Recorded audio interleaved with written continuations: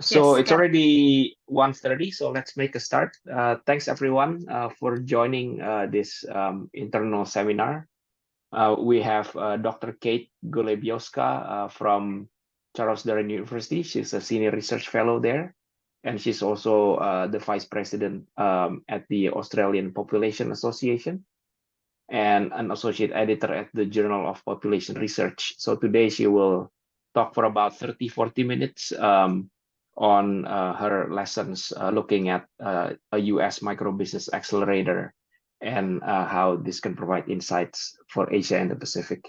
We're going to be sort of informal, so if any of you have any questions for clarification, just speak or raise your hand if you want. And after Kate's presentation, we'll have a Q&A. So, Kate, please, over to you. Wonderful. Well, thank you so much, Daniel, for this beautiful introduction. And good afternoon, everyone, kind of formally now. My name is Kate Golebiowska, and I am delighted to be presenting this seminar today. What I would like to do is I would like to share findings with you and insights from a micro-business accelerator program, which is called Start Me. You can see the name here on the first screen.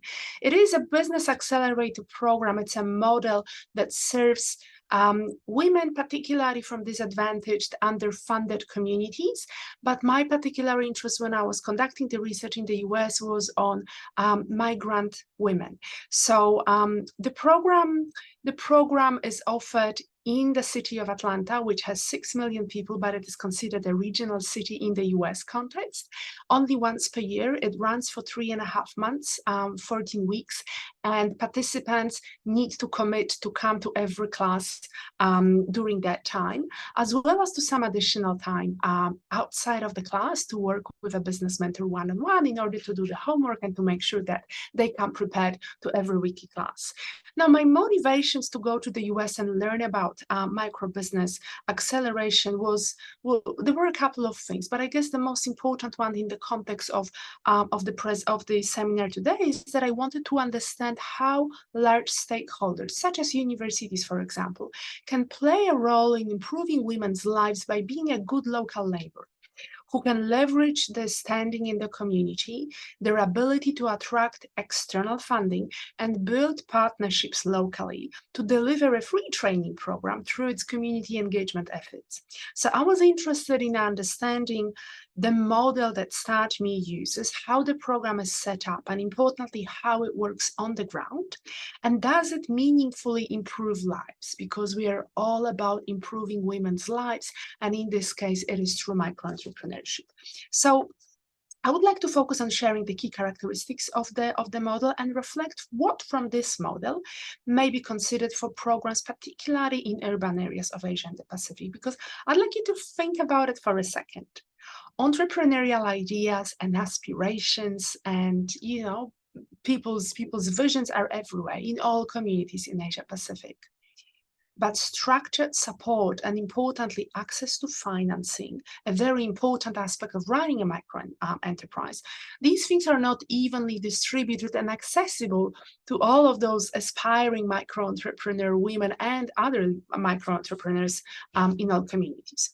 So the Start Me model, and I would like to make an important point, is not one of those business accelerators that are grooming the next generation of the unicorns, businesses that are in the high-tech industry, cutting edge, but it is premised on a similar principles, which is to provide participants with business knowledge, to provide them with opportunities to build networks, to extend their existing, however small or big connections, and importantly, access to capital. It is suitable to intensively support micro-enterprises in a number of industries, such as small retail operations, food and beverage industry, sports activities for children, personal services, technical services. And these types of enterprises would not pass the eligibility test for accelerator for the high-end industry. So I very much hope that my talk will resonate with your research interests and what you are engaged in your daily work. And I will leave you my Australian contact details at the end so that, we can continue our conversations and we can connect. And perhaps there is something that, we can do together in the future. So I would like to start by explaining you the basics about the Start Me model, how it works, for whom it works. I will then discuss the impact that the accelerator makes on women's lives and on their business opportunities, on their human capital and rights. And finally, I would like to wrap up by discussing potential lessons, lesson transfers. What from the Start Me model may work in the context of Asia Pacific. So let me take you to the next slide. So the Start Me, I refer to it as a model because there is the mother program, which is the one that I had the privilege to observe thanks to the Fulbright scholarship earlier this year. It is based in Atlanta. There are two other models, there are two other programs, I'm sorry. There are two other programs which are based on the Start Me Atlanta model, and one continues to operate. It has been in operation for the last couple of years.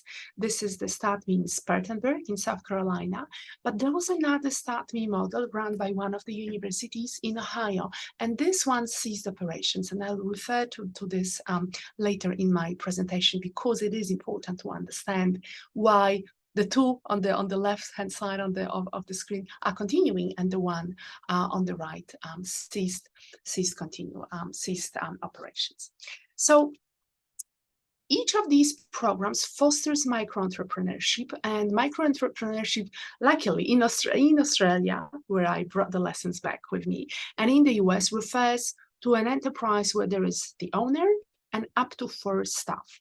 Typically for women, and this is what we know from research, but also from my observations with StatMe, women tend to be the sole owners. So not all of them will have employed staff. They will have contractors, so people who may be helping with the taxation, or people who may be, on a contract for a month to develop their website. But typically it is just the woman, and she's running her own shop. Each of these programs, and when I talk about Ohio, this is in the past, they offer business training, so business knowledge and business training, mentoring. Both the program in Atlanta and the one in Spartanburg rely on volunteer business mentors, so people who come to share what they know and their contacts and everything that they have learned over the years as business owners for free with the newcomers. And importantly, there is access to financial resources and an opportunity to build the connections. As I said, this sort of model is not suitable, the way it is set up and who it supports, to work with the high-end, companies in the cutting-edge industries. It targets micro businesses at the neighborhood level, so businesses that are based in local communities. It is a model that supports current, maybe recently started micro enterprises and aspiring micro enterprise owners who have the ambition to improve their lives by operating viable, importantly, income-bringing enterprises that will assist in their social and economic mobility over time. But also there is an element of supporting the local communities, creating space for meetings and so on. And I will tell you how this works in the next minute or so. So StartMe, who is it for, right? So in Atlanta, I will be focusing on the program in Atlanta that I observed. It is for residents of 3 underinvested, diverse, culturally, linguistically, and so on, diverse low-income communities. And there were equivalents in Ohio, and there are equivalents in South Carolina. The program requires commitment to 3.5 months of learning. There are weekly classes, and there is homework. An important thing that I would like to draw your attention to with this model is that high school level literacy and numeracy is needed. Now, one thing, there is a written application. I believe these days it is online, but when we think about migrant and sometimes refugee women or women from minority backgrounds, sometimes it is not their forte to express themselves and really argue why they would be the best candidate to participate in the program. So there is the written application, which is followed by group interviews. So it's also about, the soft skills of being in a group and, showing that people can collaborate. This is important because we know that across Asia and the Pacific, the levels of literacy vary a lot. So in some countries in Central Asia, for example, these rates are quite high, you know, Uzbekistan, Kazakhstan, Mongolia, the Kyrgyz Republic, Armenia, Georgia, but then there are other countries such as Afghanistan or Pakistan where these rates are not very high. Interestingly, in the US, the National Center for Dairy Education Statistics reports that there is a 79% literacy rate. I honestly thought that it would be higher, but it is 79%. So if you think about the rates that you're familiar with from the Asia Pacific context, it is just above Bangladesh, which is reported to have a 75%, but it is lower than Indonesia, which has 96, so very high, and much lower, for example, than Thailand, which has an 94%. So that level of literacy to understand the application process and to actually do well in it, as well as to then engage with the content in the classes, to have the vocabulary and the ability to understand what's being taught, you know, what is the discussion about, to participate and so on. This is important. Now, when I researched the Start Me model, wearing my usual hat as a migration researcher, because this is my particular area of interest and expertise, I was naturally inclined to look for, you know, women from migrant and refugee and minority backgrounds. However, I have found a lot of diversity in that program in Atlanta. Applicants of all backgrounds are welcome. And by this, I mean really huge diversity. So there was age diversity, there was race diversity, there was religious diversity, there was linguistic diversity. For many of the migrant and refugee women, English was not the first language. And there was also diversity in terms of, you know, people being able and disabled. When there was a disabled participant, they would have a tutor, kind of, you know, an assistant working with them in every class. So a lot of diversity. And as I said, the majority, you know, the program mostly supports women. And I was interested whether there was something in the application process that said, you know, we target women or we particularly welcome women. And the answer was no. Women are simply so keen to have a go and set up a micro enterprise. They come with vision, they come with passion, and it is just so that it naturally happens that they represent the majority of the applicants, and then a lot of them end up actually being in the program. I'm sure all of you will be familiar with the GEM report, which is the report that comes out for different regions of the world. There's one global and there's one on women's entrepreneurship. So the current edition, which was launched only last month, says that there is 0.n woman founder for every single man. So there is almost parity, almost one-to-one. And so we can be reasonably confident that women in Asia Pacific and also globally will continue to found micro enterprises. So this is why learning about this program, I think, is so timely, right? So you're probably interested in the types of micro enterprises that I came across in the program. And there are many. Now, I did speak with a lot of people. I conducted 18 interviews with consent forms, you know, that I can now use when I'm publicly talking about the results and which I can use for publications. But particularly in the group that is shown at the bottom, the USA-born micro-entrepreneurs, I did not manage to speak with all of these people. And one of the reasons is that the businesses, as a result of the program, are going very successfully. And this also means that the owners are busy. So there was a fitness trainer. There was a lady who was running a bakery from home, from her own kitchen. There were arts classes. There was a woman who was interested in producing and selling alternatives to plastic packaging. She was very environmentally minded. There were some small-scale retail, such as design and sale of items for home, you know, home furnishings, soft furnishings. And among the US, there was the US born. There were a couple of sporting programs. And as you can see, one was a school sports for children, but it was Christian-based. And there was also a sporting program, a number of activities that a micro-entrepreneur was offering to Muslim women and girls. The owner was a Muslim woman herself.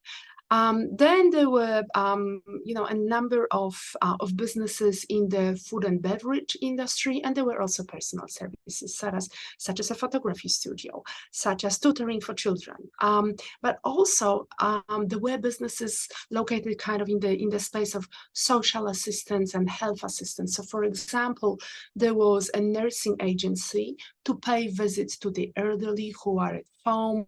The family may not be around for various reasons all the time to provide care, but a trained nurse is available to come help with medications, but also for emotional support, to hold a conversation, have a cup of coffee, and go to the next patient.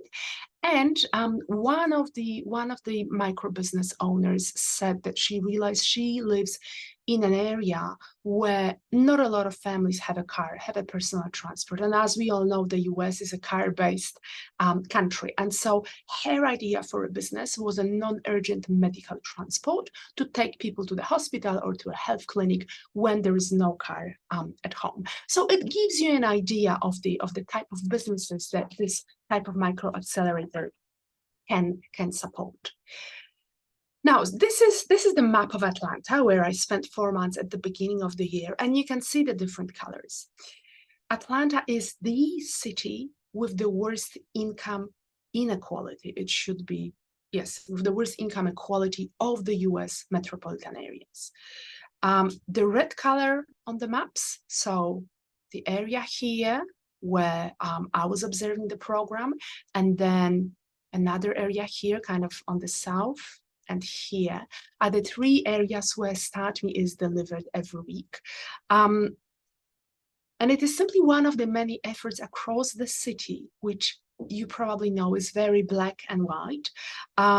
It is one of the many efforts in the city to reduce this inequality, as well as an example of an inclusive economic development strategy. And I am showing you this map because parallels can be drawn between the socioeconomic polarization in Atlanta and income and wealth inequalities in Asia Pacific. So, what I'm saying is that this program comes, yes, it comes from the context of a developed world. However, specifically from a context where there is a lot of this, income inequality. And there are a number of other indicators that support and further illustrate, these differences. Start Me is a place-based program. So participants, and this is a merit-based entry, so there is a competition process. I mentioned the application earlier. Participants need to demonstrate ties to the location they are applying to. So they can demonstrate it by saying that they're living or working or already operating a micro business that is located in the community, or say that, when they successfully complete the program, they will set up a business that will be based locally. But an added element, and this is the exciting thing about the Start Me model, is that there is a requirement for participants to also think and demonstrate how their micro-enterprise will also benefit the residents of the local community. Yes, so there will be a benefit to them because they will learn how to, say, employ people, or how to calculate the money so that they can pay themselves, so they are bringing in an income. But there's also this element of serving the wider community, and this can be again demonstrated by a number of ways. Benefiting the community doesn't mean that one has to propose a social enterprise type of business. It is by offering goods and services that are hard to access locally. Occupy or propose to occupy a physical space. So in other words, have a shop, right? Either lease or share space with another business, create employment or at least training opportunities for locals. And there can also be a space for the community members to gather. And it could be, to discuss matters that are of local importance, or for children to get together for classes after school and so on. So it is a place-based program. And because it is also a program where people have to live within, a reasonable distance from where the weekly classes are organized. This is why I said on the first screen that the model is really good for urban areas where, you know, you have transport routes, you don't have to travel for an hour through, you know, poorly maintained road and so on. And the importance of, you know, being able to get to the place where the classes are run is both for the participants, but also for the mentors and for people who are delivering the program on a weekly basis. Here you can see some of the outcomes. So this is just a snapshot of the last 10 years that the model in Atlanta has been operating. You can see the diversity. 83% of participants were people of color, which typically in the US context means that they were African Americans. Not so much the Latinos. The Latinos will have their own similar accelerator programs also for women, actually delivered in Spanish, you know, talking about the business environment and how to do business in the US, but the entire training is delivered in Spanish. Over 70% are female-led businesses, which was one of the attractions for me. And here at the bottom, you can see a reasonably high retention rate in business. So this means that across the 10 years and after the pandemic, 67% of people who went through the program are still owning and operating businesses. Before the pandemic in 2019, when I was actually writing the application to apply for the Fulbright grant, I was so impressed because that retention rate in business was 79%. I look a lot of statistics about, you know, how successful micro-business accelerators can be and so on. This is spectacular. 80% of people are in business. So this gives you a sense, you know, that they do a couple of things really well. And I must say, you know, there is the sort of the, you know, the people that participants see on a weekly basis. So this is the Start Me management team. There is each community has a coordinator. So someone who is the intermediary between the team, you know, the management team, and the community-based partners who may provide a venue for information nights, who may suggest participants or business mentors, or offer a space for those informal out-of-class conversations to happen and so on. So there are community-based partners, typically small philanthropies or migrant supporting or refugee supporting organizations. So this is the role of the coordinators, and they're very visible in weekly classes, in email communications, and so on. There is also each location has a program leader. I think this is the name. So this is the person who comes and delivers the class every week. But there is a lot that happens behind the scenes, and it is, from what I've seen after 10 years, it is a well-oiled and well-collaborating team. There is a small funded team at Emory University, which is the lead or stakeholder. Then there are, as I mentioned already a few times, there are the business mentors, so people who come and share their knowledge for free. There are people who have graduated from the program in the past, and they have loved the program so much that they will come back as guest speakers. They will come back where the current participants are having a public speaking practice. So it can be a practice they are pretending they are applying for a business loan. And so the past participants and, you know, others in the community who support the program will come and listen and then give instant feedback. There is a session on legalities, how to set up a business, how to pay people properly, taxation, and all of these things.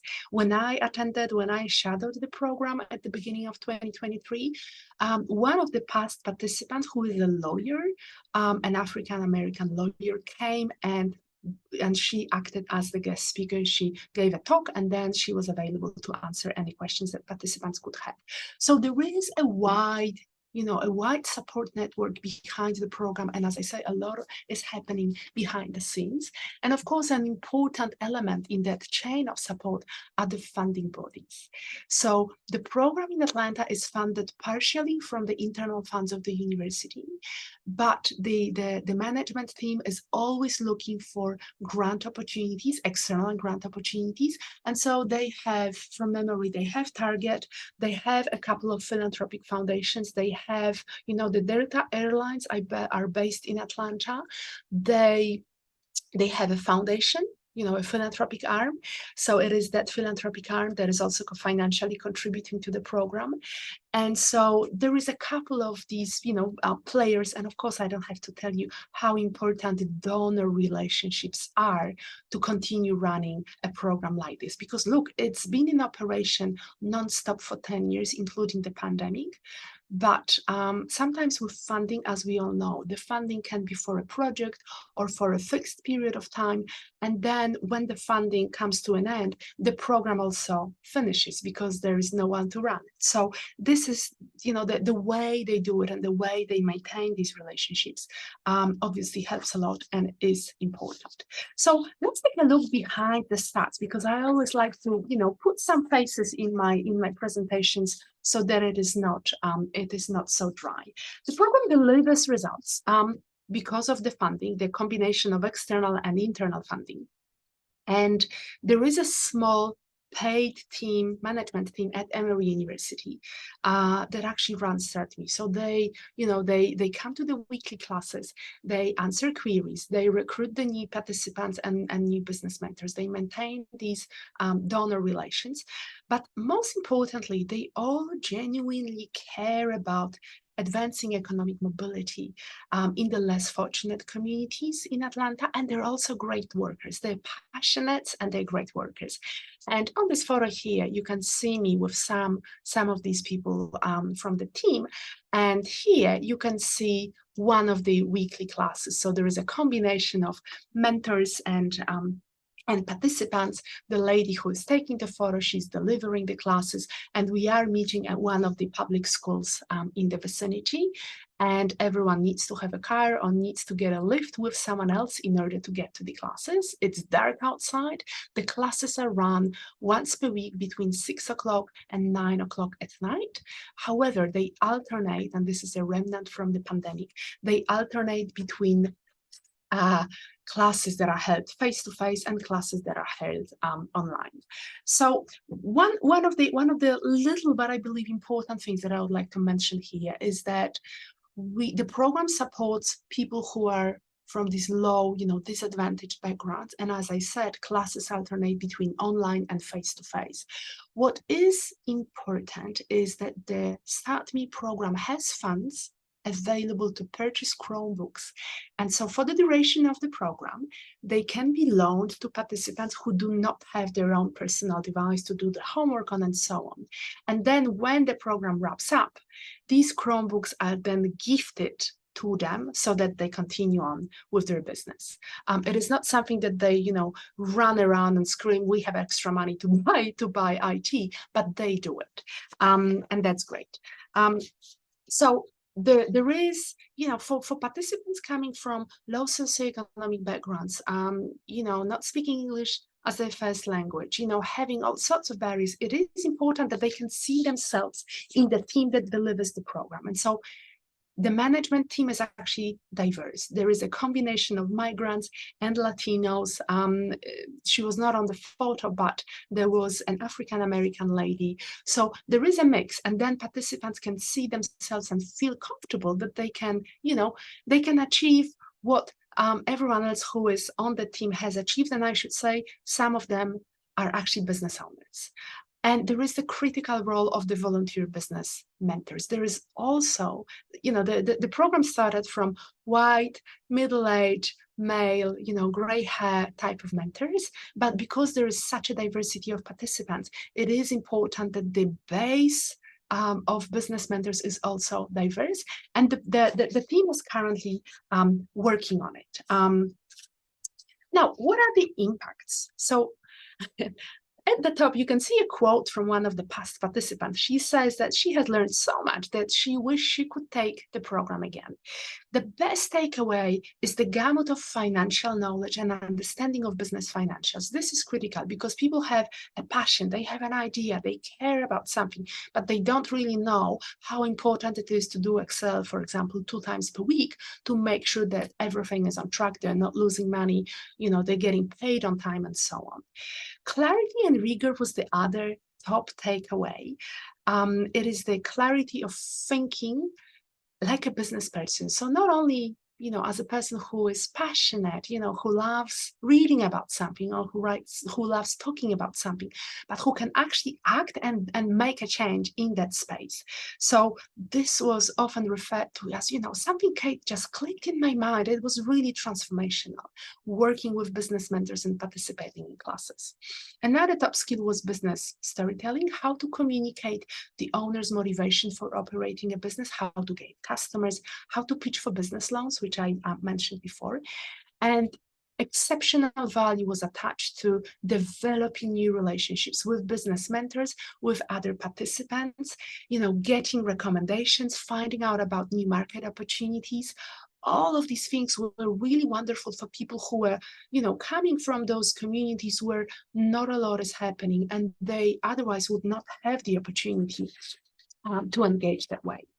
And so one of the things that I was interested in as well was whether StartMe helps owners socioeconomic mobility. So does it actually lift people, obviously with time, out of poverty? And probably you cannot quite tell after 10 years with, that this has happened for every single participant. However, here are just some, paraphrases of what I heard in the interviews. And me and my refugee, who I am referring to here at the top, said that learning about business and business operations by being a StartMe participant has set her up to start building intergenerational wealth. So obviously she's thinking very much along these lines that, if a family can be better off, maybe children can go to a better school, maybe they can go to college and so on. A second generation Ecuadorian migrant said that the quickest way to achieve social mobility in the US for migrants is to own a business. And this person was also quite consciously and happily talking about the fact that because of the business income, he was able to afford a house in, sort of a level up, as well as that he was beginning to intermingle with people who would not be his usual, a lot of people to hang out with from where he came from. So he was making that move, to people who can more, who own more, who know more, and so on. And he was very, very happy about that. So these are just some of the illustrations. If I can just draw your attention to the second Jamaican migrant that I'm also referring to on this screen. She said that she grew up in an impoverished community. There was not enough money to buy fresh fruit and veggies, so it was cheap processed food. And what she did in Atlanta is she set up a coffee shop and a community meeting place in an area there is a so-called food desert, meaning that it is a long way to go and do a grocery shop. And maybe not every family owns a car. Therefore, to have a place where people can get a snack and can get together, can get a drink, was filling this gap. So this is the community benefit. She also said that she started paying herself. So there is business income. And for the first time ever, she was able, and there was a need for her business to employ 2 staff. And so she was raving about, how impactful StartMe was.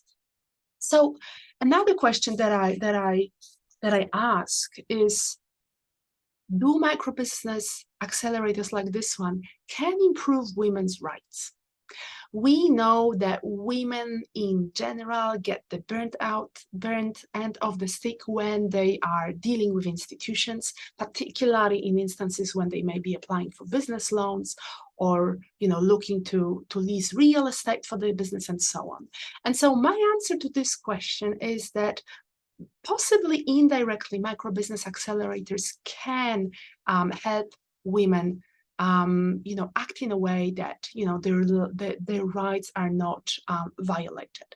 So StartMe does not have a session on, to discuss and practice strategies and responses to counter gender discrimination in business. And other intersectionally based discrimination. However, the program is very hands-on. There is a lot of opportunity to practice public speaking. So to tell the backstory of the business, why have I set up this business? What prompted me, what life experiences prompted me to do it? Explain why customers need my products or services. This is something that they were like, I think there is a need, but I never thought about taking the perspective of my potential customers. And so women and all other participants in the program have to start thinking differently and have their numbers and figures and justifications and argumentation in their heads ready to go when there is an opportunity. And so I think that it is, and the interviewees in my project agreed that this might help women to simply go very prepared, with the numbers and the figures and the stories and the rationale at their fingertips, ready to roll it out in a confident manner. And then, the other person, say a business loan officer or a real estate agent, might go, that's a great story, let's continue the conversation, rather than saying, no, you would not be eligible, and write them off. In addition to that, some migrant women who graduated from this program reported taking a native-born professional colleague for support, right? And that's simply another strategy. So lessons for urban areas in Asia and the Pacific. From what I've learned, it seems very important to have a reputable local stakeholder. It can be a university, it can be a philanthropy, it can be perhaps a business chamber of commerce who is committed longer term to empowering women through micro-entrepreneurship. At the beginning of my presentation, I mentioned that the Start Me program in Ohio only lasted for a bit and then ceased operations. One of the reasons for this program ceasing was that there was no funding for the program to continue past the time where the only person who was running it communicated that she felt exhausted. She was a full-time lecturer. She had some teaching relief, but it was not enough. And after a few years, she became exhausted, and she communicated to her management that she would not be able to continue unless some money was put to support her with a program associate, even someone part-time. And because the university did not put money to help the program continue, it appeared as if they enjoyed the good press, and of course there were good impacts on the community and the participants, but there was not enough will, or maybe means, to continue the program and to continue for the program to make a difference. So salaries for people who are running a program like this are very important. Another important aspect of designing a program like this is the consideration of a local context. So who's likely to participate? In Atlanta, each of the three communities has a different flavor. And it is important to have the business mentors and the deliverers of the program that are, reflective of the demographic, cultural makeup of that community. Another important aspect is to consider the cultural and social norms around women's entrepreneurship. We know that, so Start Me is not in the business of addressing the root causes of, women's disadvantage because of the cultural and social norms, but we know that in Asia Pacific, these norms often result in women not being able to spend as much time on their business as they would like to. Perhaps the decisions, they cannot take them completely independently, and so on. So while this as such is not a problem for the participants in Start Me, there are elements, and I'm happy to explain what they are when we have the Q&A.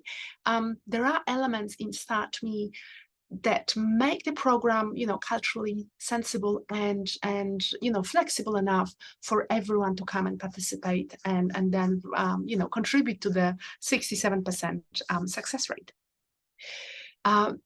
Plenty of time for person-to-person interaction. So instead of offering just a masterclass in how to run a business, the participants and the mentors get together on a weekly basis, and there are plenty of these operations when they sit around the tables that I showed you on the slide just before, for talking, for communicating, for bringing in ideas that they may introduce a participant to one of their professional contacts or business contacts. Designing the program that work around women's unpaid caring commitments. this is so important because we know that women are charged with these unpaid commitments around family, children, looking after the elderly, and the time that's available to do anything else is really squeezed. And while, of course, there are wider policy issues such as policy framework, legislation guaranteeing time off on a paid maternity leave, micro-business accelerators like StartMe can fit in with these caring commitments, and they do it in at least one way.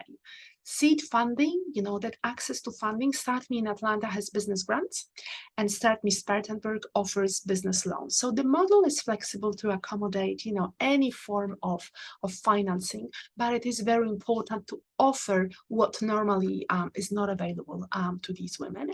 And although it is not part of StartMe, information is also available about what is often termed as bridge financing. So it is the sort of financing that a business needs between a microfinance and being successful with a larger scale commercial loan.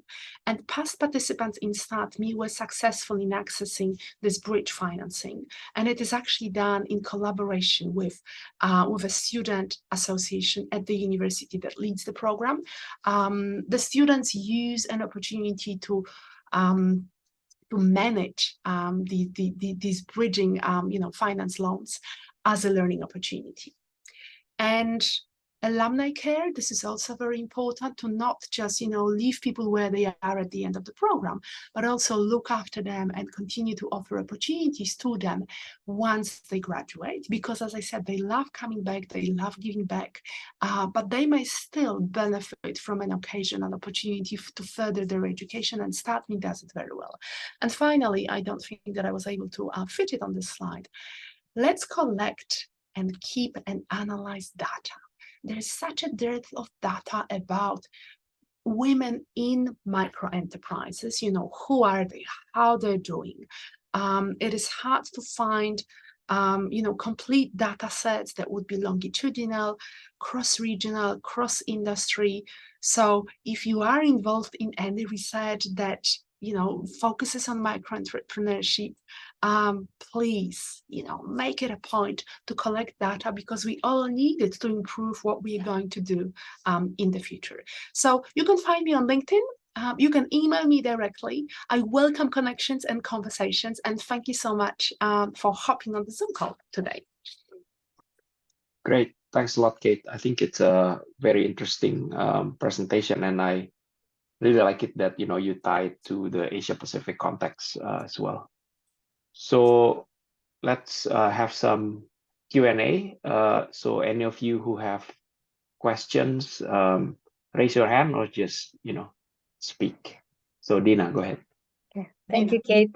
Yeah, great presentation. Yeah, actually, it's nice to hear about this accelerator for women, because I know business accelerators, I've seen them generally for business, but I never heard about female for gender, female business accelerator. So I wonder if there are such already exist in some countries of developing Asia Pacific. I am aware of one, and it bore quite a few similarities to the one in StartMe. It was in Mongolia, and it was for, I believe, young women. The model of delivery was slightly different. So yes, they were weekly classes, but it seemed more like a lecturer-student relationship. The description suggested that there was obviously an experienced person delivering a program like this, delivering the weekly classes, but there was not so many opportunities to practice. So it was more like, as I say, a lecture style rather than a hands-on. And what I've heard from participants in StartMe was that the hands-on aspect, the public speaking, the standing in front of 30 people who you don't know, this is intimidating. And one of the things that StartMe also does, they really put a bit of pressure. I mean, it's a friendly pressure. You have 5 minutes to talk. This is your 5-minute pitch. If you go over, your feedback that you receive instantly will, of course, point this out. So it requires that preparation. But in the end, when I ask, so what is the best takeaway? People say the confidence speaking publicly. So I think that the hands-on, while it is hard and it requires a lot of thinking and preparation from the team that, designs the curriculum, it is actually so beneficial. And it might well help in these instances that I mentioned towards the end of my talk, where you have a woman going to, look for real estate, commercial real estate, because she wants a place, she wants to set a shop, or she wants a business loan, to buy new equipment or to, have a better website or whatever. This is where these public speaking skills come in very handy. Great, many thanks. So if no other questions, I can go with the second, Daniel, but Sure. Great, yeah. So Kate, because as I said, I heard about Business Accelerator, but this is gender, which makes it very interesting and I think very attractive. And ADB does a lot for gender as well. At least we are trying, ADB as well. We are trying to do a lot for gender, like female loans for female and so on.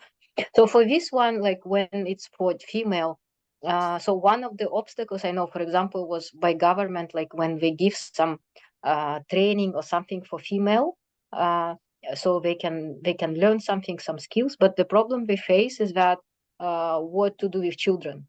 So usually, like like for example, Central Asia, women have many children, like unlike me.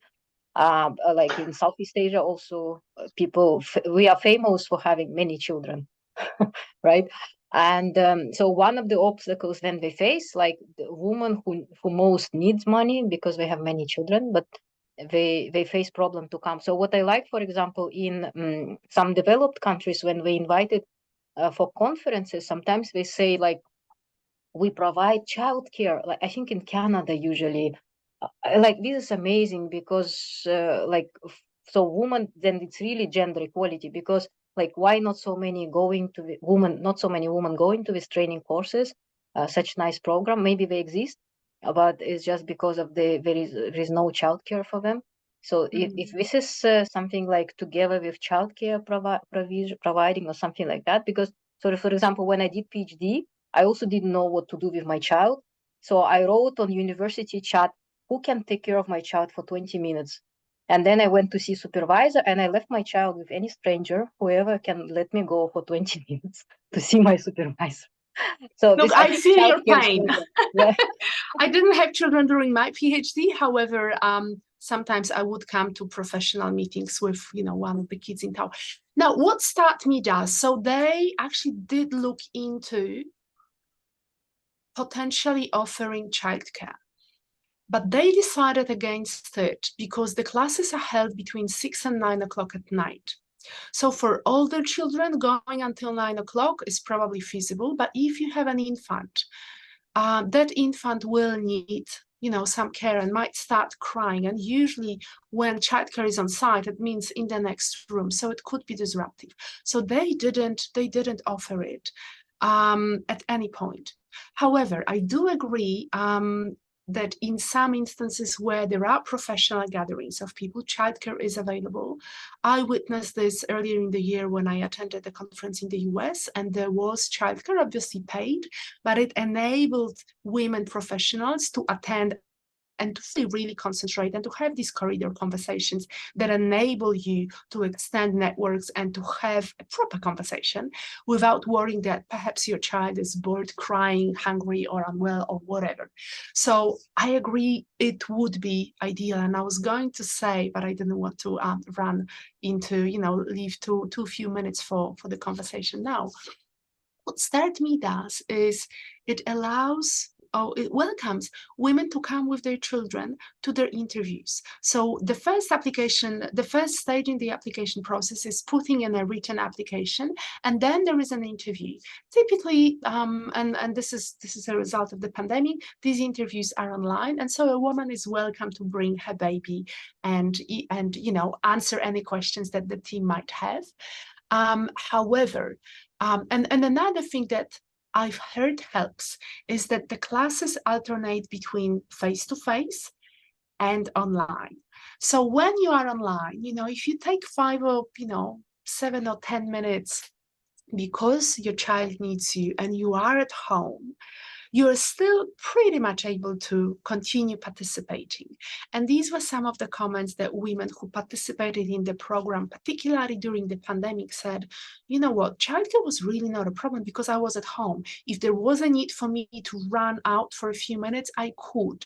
However, for those women participants who are doing the program now, or who did the program earlier in the year, and there are small children at home, yes, they needed to make arrangements, and this is not in any way financially supported. So one said, oh, my mom looks after the children because we live together and I can come and do the class in person.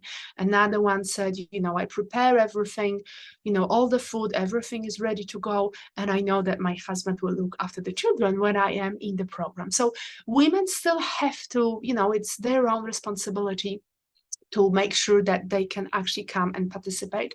But I absolutely agree with you that if there is funding and if there is a childcare provider that is happy to kind of lend their staff for a few hours and be paid, get them paid, then of course it's the ideal situation, because as you say, a lot of women in the Asia Pacific have more than one child, and it becomes really difficult to manage, a small, group of children and trying to participate in a professional development program. Yes. Okay, so Yixin wrote something in the chat, but Yixin, do you want to share about the All China Women's Union? Please go ahead. Yeah. Okay. Thank you. Thank you, Kate. Very excellent presentation. I was moved by your presentation too much. And I just mentioned that have you visited China, and probably you also know the All China Women's Union.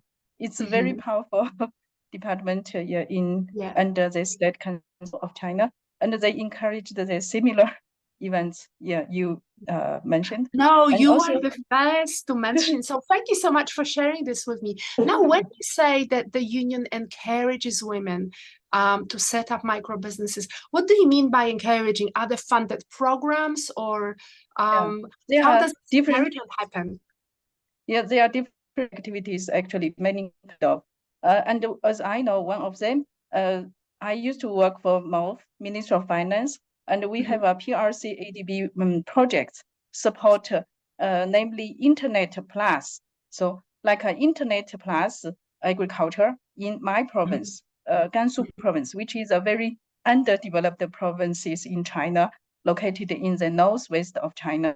And one of the sub-projects, as I know, some of the sub-projects they help the women to create some small shops. For example, they can do some very good sewing, and they can make some like art, by the handy in Chinese style net. I don't know if you understand that. It's kind of decoration, but it's very colorful and very have the characteristics of Chinese traditional style. Then they sell it by internet. So it is kind of a small internet shop.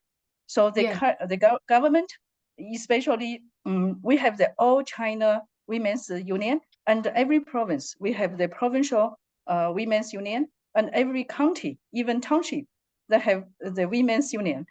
We encourage people, they especially women in the countryside, to set up such kind of small shop. This is only one example. Set up some small shop, then they sell their products by internet. So even some of it is like a handmade stuffs, and but other things, for example, someone they have very good at cooking. So even they made some special cookies they sell by internet. They are welcomed even. So that's why I just give you an example in what happened in China. If you are interested in visit China and even visit my province, yes, I would like to help you. So please contact with me later. Thank you. I would then go through Daniel. Thank you so much. Well, that's wonderful for me to learn. I think that online selling and online trade is obviously gaining importance. However, there is an IT divide, as I mentioned, even in the context of the US being a developed country, there are pockets in various communities in Atlanta where people will not have a tablet. They will not have a laptop. And so to participate in classes that are run, 1 week in person, 1 week online, there needs to be a way. Because the program Start Me is delivered for free. This is, what the funding enables. And they have that small pocket of money to buy Chromebooks, and then they let people use them so that they can come prepared to the class. And then the Chromebooks will be gifted to participants, which I think is a wonderful way, because it is an expensive piece of device. And obviously not everyone is going to be able to afford it, when the program starts. But another thing that I noticed, and I did not mention it because it is kind of marginal, but it goes to women's ability and confidence in using online technologies to sell. In addition to the classes in person and the same material delivered in the alternate weeks online, the program uses Canvas, which is one of the softwares where lectures can be uploaded, videos can be uploaded, people can comment, there is a discussion board. Not everyone, interestingly, not everyone was immediately confident knowing how to use it, right?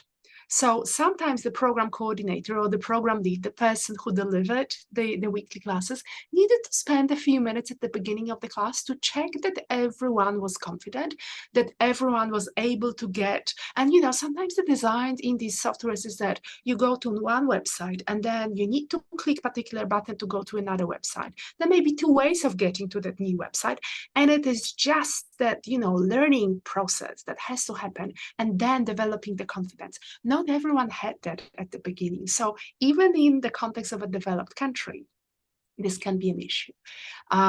We kind of assume that everyone is now on Zoom because we had so much practice during the pandemic. But in fact, there are still pockets of the community where, the facility of using internet just to communicate is not there. And of course, it would be even higher to get into the stage where they can confidently sell online. So perhaps we should have a conversation about how this online selling is going, through the All China Women's Union programs. But thank you so much, Jixin. This is fascinating. Yeah, thank you, Kate. Actually, I just mean the internet, yes, help this kind of women to even the social media. Like in China, we have a WeChat. Even the women, they are not so higher educated, but if they just could use WeChat, they sell some things online. It's very easily. So I'm very pleased, to find that, even in some very remote area, if the women just have a cell phone and know how to use WeChat, sometimes their children, their grandchildren, teach them how to use WeChat to sell something. So it's much more, it's a very easier way for some people to, even they haven't their small enterprises officially, but they can sell something online. Right now, it's still allowed by the government. So just let you know. Thank you. Thank you. Thanks very much. Thank you. So I think Kate, following up on what Yixin mentioned on the government, running these micro business accelerator programs, typically in Asia Pacific, at least, programs that are targeted at disadvantaged communities are run by governments, right? Not by non-government like Start Me. And they typically want to target a large number of participants, not in the hundreds, but say in the thousands or 10,000s. And because of that, it's sort of like then the program has to be designed to be able to cover a lot more people, run by governments who, government agencies typically do not have the motivation that the people you mentioned do. So what do you think about this sort of trade-off between, being very successful but small scale, like Start Me, and then run by very motivated people, but also the need in Asia and the Pacific is to cover as many people as possible, and that carries the risk of diluting the program. So what sort of, your thoughts about this?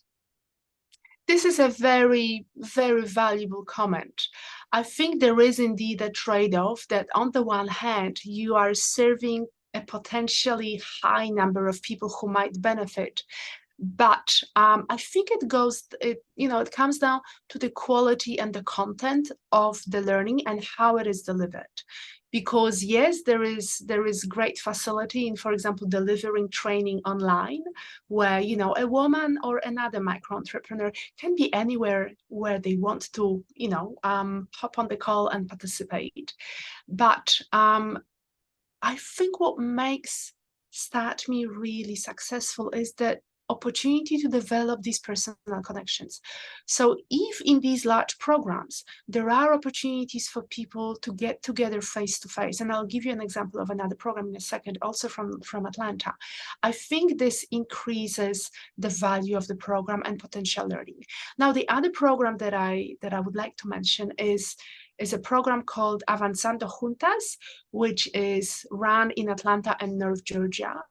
And this is one of the micro business accelerators, which serves first-generation Latina women in Georgia. So they are not probably great English language speakers. They might have just arrived, but they are keen to set up a business and become independent that way. So what happens at the end of that program is that there is a get-together, a conference, and it is a large event. So of course there needs to be funding for it, but there is an opportunity to meet other participants and business mentors and the program staff face-to-face. And when you create that connection, you can then follow up. You go back home, but you've learned something. You have a business card or an idea. So I think if an element of a face-to-face can be added, so if there is funding and it can be added to some of these really large-scale programs, I think the value that women participants will get out of something like this would be increased. Okay, great, thanks. So I'm conscious of the time, so I think we'll end there. Kate, again, thank you very much for spending the hour with us to share your lessons learned and your insights. And also, thank you to my colleagues who joined and who stayed on and also asked questions. Yep, so that's it. See you all again. Thank Bye. you, Daniel, and thank you everyone for hopping on the call and for wonderful questions. I was a learner in that seminar as well, so really appreciate your presence, and it's an honor to meet all of you. Thanks, everyone. Thank you. Bye. Thank you. Bye. Thank you, everyone. Daniel, Bye. Kate, thank you, everyone. Thanks, Yishin. Bye. Thanks, Dina. Bye. Bye. Bye. Bye.